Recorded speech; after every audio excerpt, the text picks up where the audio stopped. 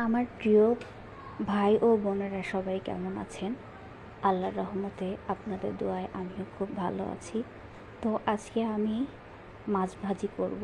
তো এভাবে মশলা আমি আগে পিষে নিয়েছি। পিষে নিয়ে ওই পাটাতেই আমি মাছটাকে ভালো করে মশলা মিশিয়ে তারপরে তেলে ভাজি করব।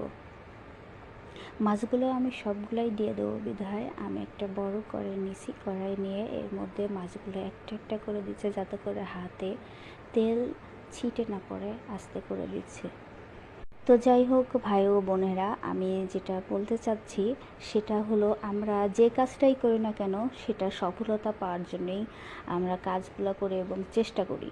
তো আল্লাহ যেন আমাদের এই মনের আশাগুলো পূরণ করে দেয় এবং এই সফলতা যেন আমরা পাই, এই ইয়েতেই যেন আমরা সেই নিয়ম অনুসারেই যেন আমরা কাজ করি ইনশাল্লাহ। তো সবাই আমার জন্য দোয়া করবেন, আমিও আপনাদের জন্য দোয়া